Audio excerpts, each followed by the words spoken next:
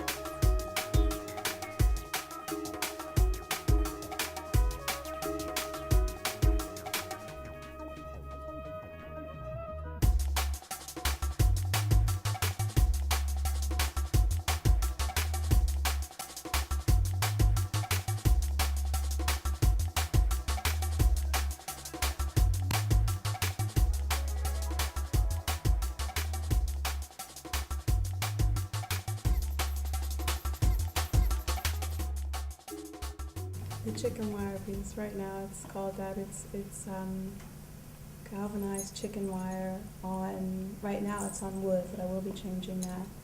And basically I'm weaving the chicken wire with ribbons, with parts of clothing, gimp, with things that basically bring out, that remind people of like women's essence, and things that we use, that we make, or things of that nature. I'm trying to, basically I see the form before it, the construct before it, which is the chicken wire. I see it as like a male form, or a very, in terms of like representing that patriarchal system.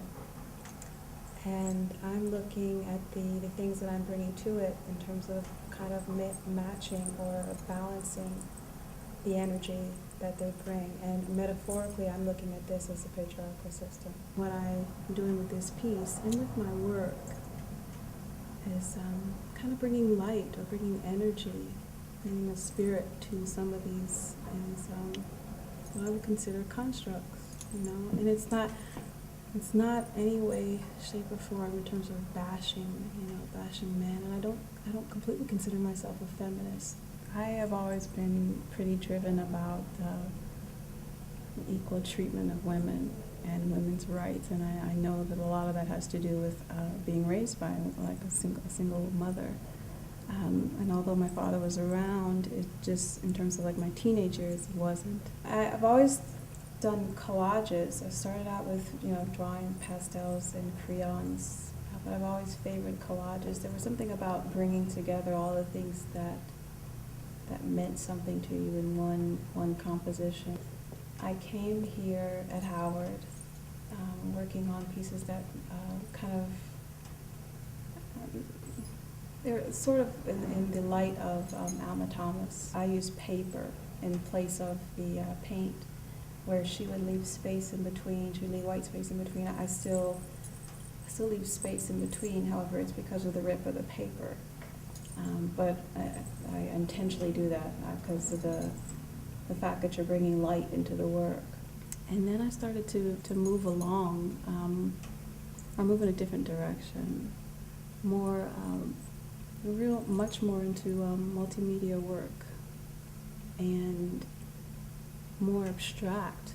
I kind of moved away from the female form. I know that my relationship with, Akili and Aziza and Daniel and even Harley, they've just been really,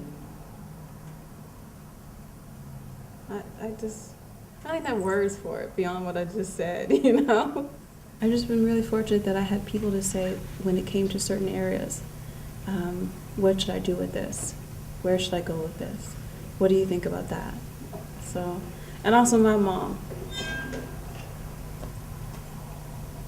My mom means everything to me. I think one of the most essential things that I've learned through this process, in terms of the graduate process, is one, that I am a colorist. I love color. Color just means so much to me.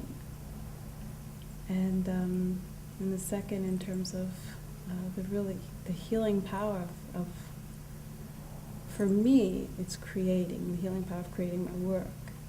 But just overall, I think for all people, it's about staying true to your creative power, to what you have to give,